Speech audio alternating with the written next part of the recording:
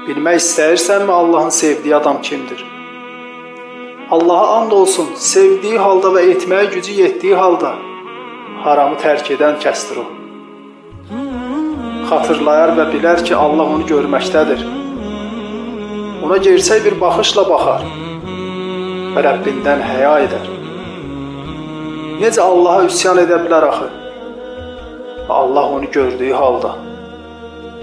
Vallahi Allahın dostluğuna yetişə bilməzsən, ta ki ona qarşı əməllərin ixlaslı olana qədər, şəhvətlərini, arzularını tərk edincəyə qədər və müsibətlərə səbr edincəyə qədər və özünü onun rizası üçün fəda edincəyə qədər. Necə toplumlar ki, Allah onları sevdi, onlarla görüşmək üçün darıxdı. Onlar da Rəblərinə qovuşmaq üçün darıxdılar. Xatırlayın bu hadisəni. Abdullah ibn Əl-Ənsari radiyallahu anh Uhud gecəsi yuxusunda öldürüləcəyini gördü. Oğlu Cabirə və onun ana və bacılarına xeyri vəsiyyət etdi. Zövcəsi ona dedi ki, görüş yeri haradır ey Cabirin atası? O dedi ki, görüş yeri cənnətdir, cənnət. Və ölümü istəyərək, təmənna edərək çıxdı. Allah Subhanahu Teala təmənna etdiyi şey ona verdi. Oğlu Cabir atası üçün üzüldü. Nəbi sallallahu aleyhi və səlləm bu üzüntünü görərək Cabir radiyallahu anha belə buyurdu.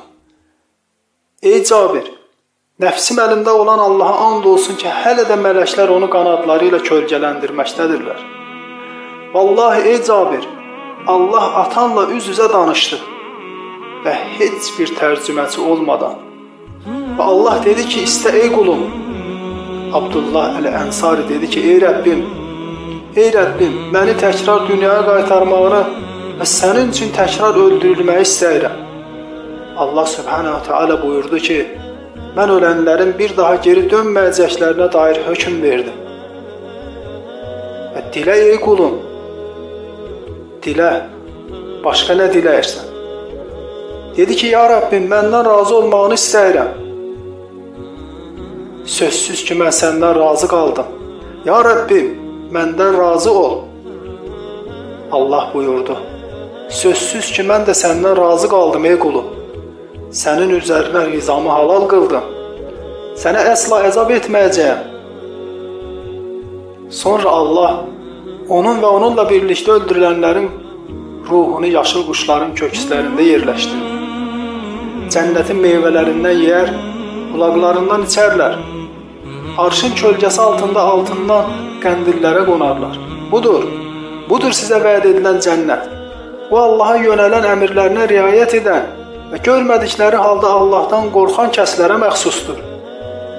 Allaha yönəlmiş, qəlb ilə gələn kəslərə məxsusdur. Oraya salamatlıqla girin. Bax bu əbədi yaşamın başlandığı gündür. Orada onlar üçün dilədikləri hər şey vardır.